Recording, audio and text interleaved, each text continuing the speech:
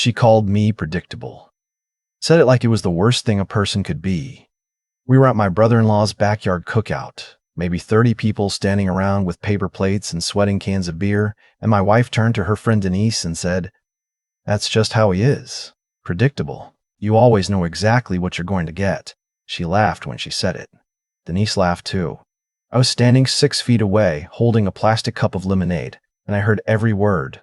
I didn't say anything. I just nodded at my brother-in-law like we were still mid-conversation and let the moment pass. That was 11 months before everything fell apart. My name doesn't matter much to this story, but I was 43 years old when it happened.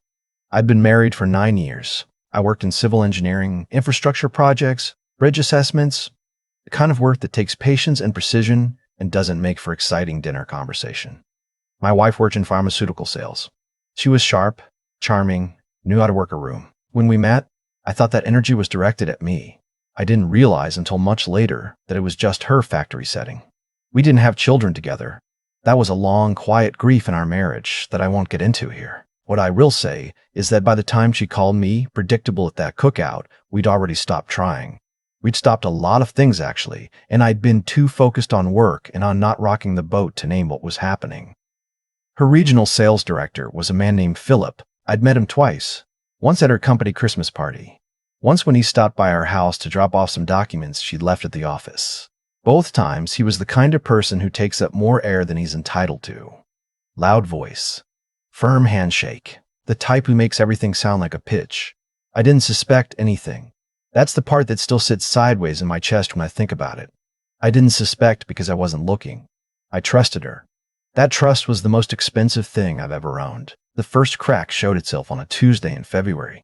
I was going through our joint credit card statement, something I did every month without fail, because we had a mortgage and 2 car payments and I like to keep the numbers clean. There was a charge from a hotel in Savannah, the Palmetto Grand, $412. Checked in on a Friday, checked out on a Sunday. My wife had been in Savannah that weekend. She told me it was a regional sales conference. She'd mentioned it 2 weeks in advance, given me the name of the hotel she was staying at, and that hotel was not the Palmetto Grand. I sat with that credit card statement for a long time. I didn't call her. I didn't text. I set it aside and I went back to work. And I thought about it the way I think about a structural problem, methodically, without panic, looking for the load-bearing truth. Over the next 3 weeks, I started paying attention in ways I hadn't before. Not to her, to the details around her. The credit card statements going back 6 months. Her work schedule versus her actual arrivals home. Small inconsistencies that, individually, meant nothing. Together, they built something I couldn't ignore. There was a charge for dinner at a steakhouse in Charlotte. She told me she'd eaten with her colleague Brenda that night. Brenda, I later confirmed through the most casual conversation imaginable, had been homesick with a stomach flu that whole week. There was a hotel charge in Raleigh, a spa charge in Asheville, always weekend trips, always conferences or client dinners. She was good at it. She had the language of busyness down perfectly. I'd handed her the cover story every time I didn't ask questions. I made a decision at that point. I wasn't going to say anything. Not yet, not until I knew everything. Because I understood, from watching too many people make this mistake, that if you move before you're ready, you give the other person time to reframe the narrative. I needed to be 3 steps ahead before I took 1 step forward. I hired a private investigator. His name was Terry, retired sheriff's deputy, ran a small firm out of a strip mall in our city. Straightforward, no nonsense. I gave him the basic outline and he told me he'd need 3 to 4 weeks. I paid him in full upfront. Meanwhile, I went home every evening. I cooked dinner twice a week like I always did. I watched television. I asked about her day. She told me about quotas and difficult doctors and traffic on the interstate, and I listened. And somewhere behind my eyes, I was completely unreachable. One night she said, "You seem distant lately."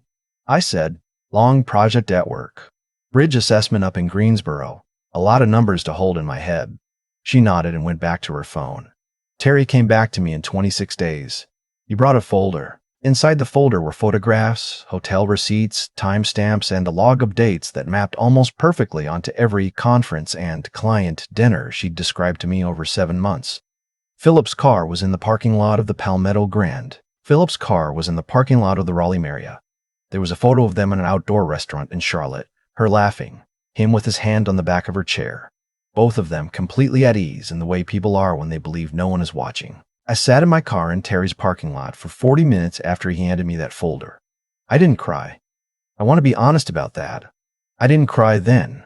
What I felt was a strange, cold clarity, like a fog I hadn't realized was there had lifted, and I was seeing the actual geography of my life for the first time. I called my attorney the next morning.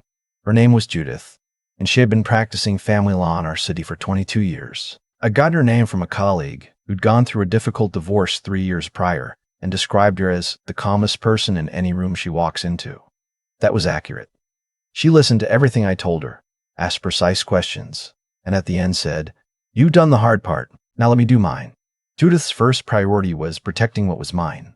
We had a prenuptial agreement, something my wife had agreed to without much friction at the time, because neither of us had significant assets when we got married, and it had seemed like a formality. 9 years later, it was not a formality. The agreement clearly delineated what I'd brought into the marriage, what I'd built during it in my own name, and what we held jointly. It was airtight because I'd had it written by a good attorney. What Judith wanted to know was whether there was any dissipation of marital assets, money spent on the affair. We went to the credit card records carefully. The hotel stays, the restaurants, the spa in Asheville. In total, she had spent just under $54,000 of joint money on Philip over those 7 months. That number would matter. I didn't tell her I knew. I went home. I lived inside that knowledge for another 6 weeks while Judith prepared everything. There was one evening, I remember it specifically, where my wife came home in a good mood, made herself a glass of wine, sat on the couch next to me and said, "I was thinking we should take a trip. Just the two of us, maybe Portugal. Somewhere different." I looked at her. I thought about Terry's folder sitting in the locked drawer of my desk at the office. I said, "That sounds nice. Let's talk about it." She smiled and tucked her feet under her on the couch. I thought, I know you better than you've ever known me. And that thought was not triumphant. It was one of the saddest things I'd ever felt. The moment I'd been waiting for arrived, not because I planned it, but because she handed it to me.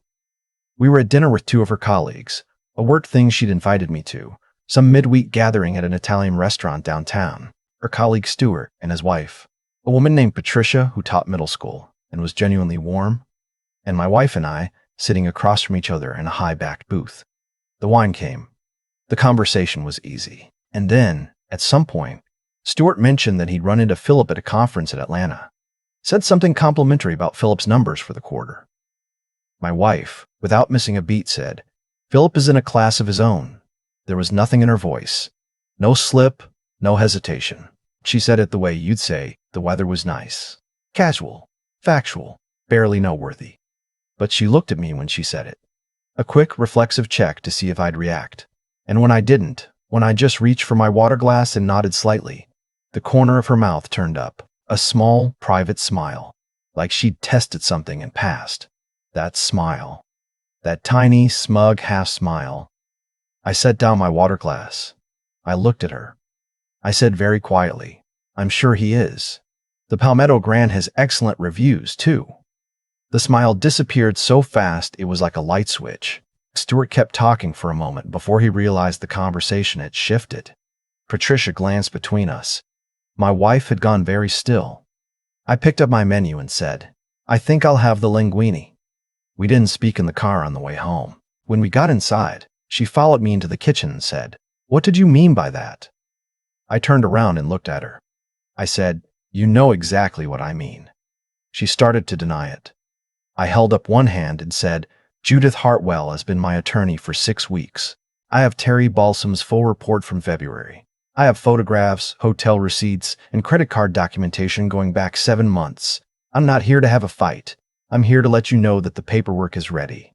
She sat down on one of the kitchen chairs. She looked like someone had taken the air out of her. She said, "How long have you known?" I said, "Long enough." She said, "I didn't mean for it to," I said.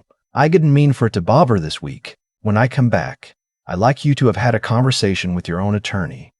I left that night. I took one bag. What followed was not the explosive, dramatic divorce you see in movies. It was quiet and businesslike, which I think surprised her. She'd expected me to be angry, and I just wasn't performing it for anyone. Judith managed everything with a precision I'd been promised. The prenuptial agreement held. She contested it, and it held anyway, because it had been properly executed and she had no grounds. The $54,000 in documented dissipation was factored into the settlement, subtracted from her share of the joint assets. She walked away with significantly less than she'd anticipated. She and Philip were together for approximately 8 months after the divorce. I know this because her sister told me she'd kept in touch, which I hadn't expected and was quietly grateful for. Philip ended their relationship when his own wife filed for divorce and his financial circumstances changed. My ex-wife's sister delivered this information without editorializing, and I received it the same way. I won't pretend that felt like justice. It didn't. What it felt like was information. Tired, unsurprising information. What actually felt like something was a phone call I got about 4 months after everything was finalized. It was from a man I'll call my former neighbor, a retired contractor named Stu, who'd lived 3 doors down from us for 6 of our 9 married years. He'd moved away 2 years prior. He called out of the blue, asked how I was doing, and at the end of the conversation said, "I always liked you. You were the real deal. I hope you find someone who sees that." I thanked him. I stood in my kitchen now, in the house I'd refinanced into my name alone, and I held the phone for a minute after we hung up. I'm not going to dress this up into something redemptive and neat. I don't have a new relationship to tell you about.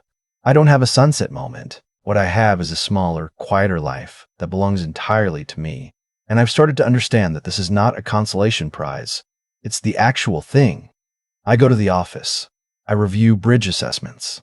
I cook the same 2 or 3 dinners I've always cooked, and I eat them without explaining myself to anyone. On weekends, I go fishing alone at a reservoir about 40 minutes outside the city. I'm not lonely. I'm something more specific than lonely and less dramatic than healed.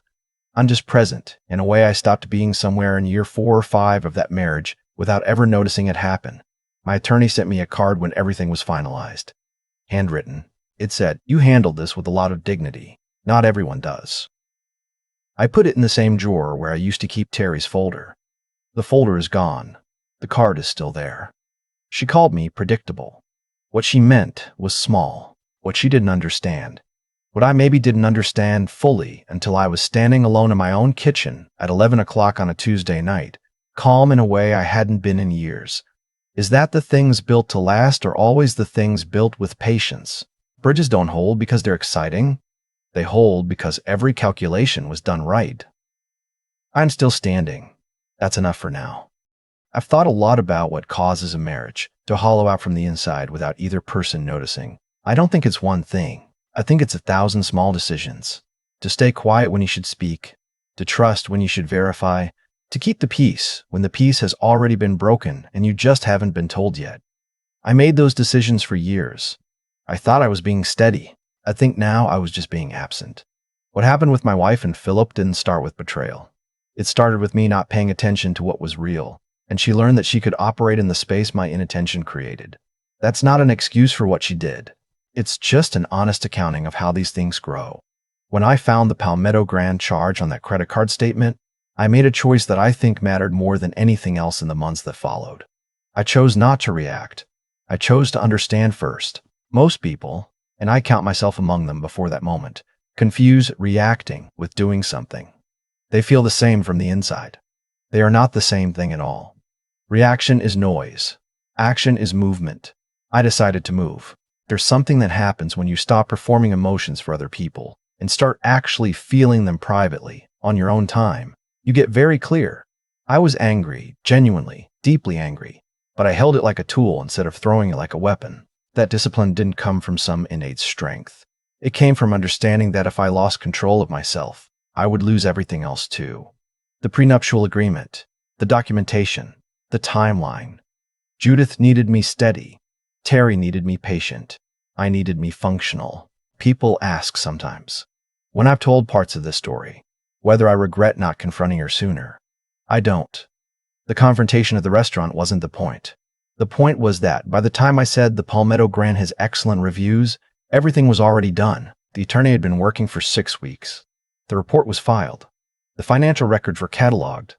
That sentence at the dinner table was not the beginning of my response. It was the final period at the end of a very long sentence I'd been writing in silence for months. What I've come to believe, and this took time, more time than the divorce itself, is that integrity isn't what you perform publicly. It's what you do when no one is watching, when there's no audience and no payoff. She was charming and bright and knew how to work her room, And she thought that the person who was quieter, who came home and cooked dinner and tracked the numbers and went fishing alone on weekends, was less than her somehow. Smaller. She was wrong about that. The things that look simple from the outside are often the things that require the most discipline to sustain. I'm not the person I was 9 years into that marriage. I'm not even the person I was the night I walked out with one bag. I'm something harder to name. More careful about what I let in. More honest about what I actually want. Less willing to confuse keeping quiet with keeping the peace. I still go fishing. I still review the same bridge assessments. I still cook the same 2 or 3 dinners. None of that changed. But the man doing those things is paying attention now. That's the thing she never understood about predictable. Predictable means you can be counted on. It means when you make a promise, it holds. It means the structure is sound. She thought she was insulting me. She was describing the only thing about me worth keeping.